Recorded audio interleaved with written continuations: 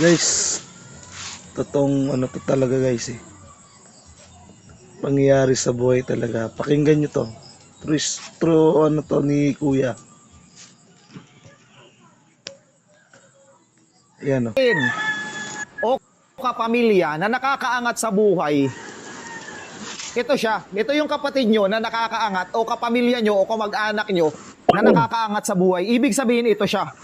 Maliit pa lang yung bangka na dala-dala niya. Diba? Yan pa lang, maliit pa lang. Ngayon, kung maliit pa lang yung bangka na dala-dala niya, tapos ngayon, hihingi kayo ng tulong sa kanya, o kaya kapatid, magpapatulong. Yung nanay, magpapatulong. Yung second cousin, magpapatulong. O ano mangyayari sa kanya? Lulubog siya. Kaya ito yung representation na dapat yung mga kamag-anak nyo na nakakaangat-angat, na nagkakapera ng konti sa buhay, huwag kayong maging pabigat sa kanya. Kasi saan kayo pupulutin lahat? Kasi ang mangyayari sa kanya, lulubog siya kung lahat kayo magpapabigat sa kanya. Tama. Instead na magpabigat kayo sa kanya, ang gawin nyo, suportahan nyo siya na mabuild yung sarili niya, na ma-establish yung sarili niya para magkaroon siya ng malaking bangka. Ngayon, pag-establish na siya, malaki na yung bangka niya, kahit ano pang hingi nyo, kahit ano pang patulong nyo, ayan, patulong yung kapatid, Tama yan, nagpatulong yung pamangkin, nagpatulong yung nanay, nagpatulong yung kamag-anak, kahit sino kamag-anak tulungan niya, kaya na niyan tulungan. Tama pala yun. Na wag talaga tayo magpabigat sa mga ano, kamag-anak natin na nakakaangat-angat. Hindi pa natin alam na established na pala, hindi pa siya naka-establish.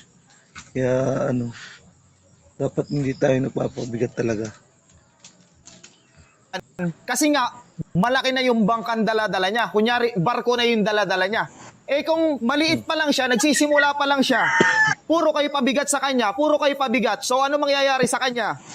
Kapag maliit pa lang yung bangkang dala-dala niya, tapos puro kayo pabigat, ano mangyayari? Diba? O lulubog siya.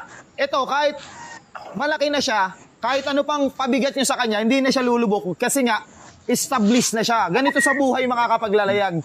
Kinakailangan, wag muna kayong magpabigat sa mga kamag-anak nyo, sa mga kapamilya nyo, sa mga pamangkin nyo, sa mga pinsan nyo na nagkakaroon ng pera at umaangat sa buhay.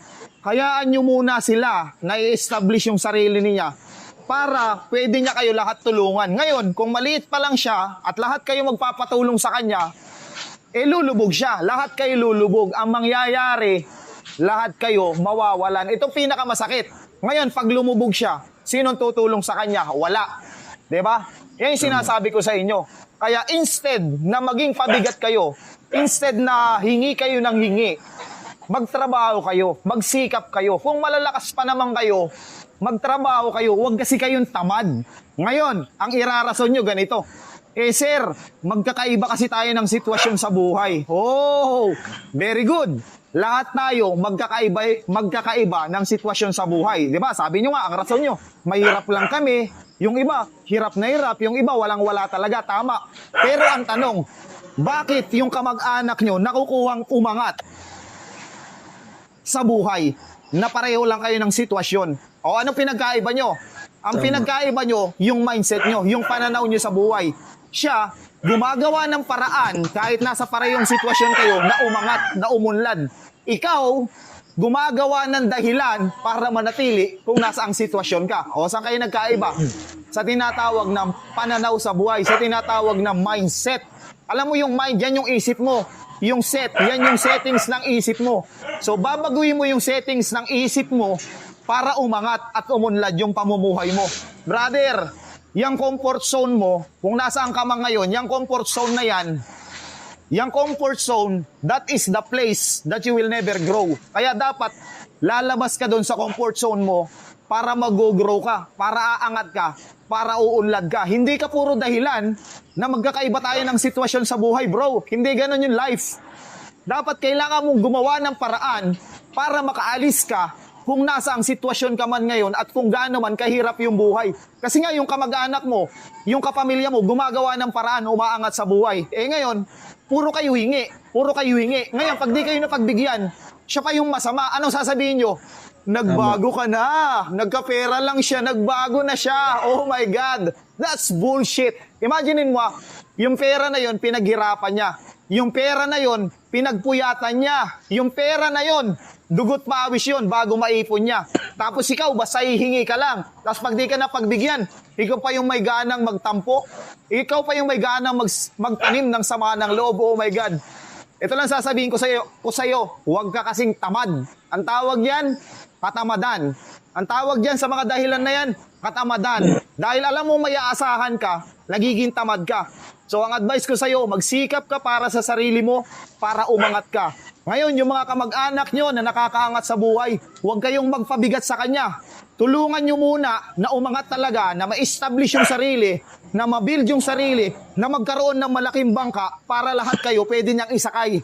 Kasi kung maliit lang yung bangka niya, tapos puro kayo hingi, hingi kayo ng hingi, hingi kayo ng hingi, patulong kayo ng patulong, ano yan, lulubog siya, di ba? O lulubog yan, o di ba? Lulubog siya. Kaya nga yan dapat yung maintindihan ninyo. At sa mga makakarinig nito na medyo nagkakapera, umaangat sa buhay, tiisin nyo muna yung mga kamag-anak nyo, yung pamilya nyo. Dahil kailangan nyo munang i-establish yung sarili nyo.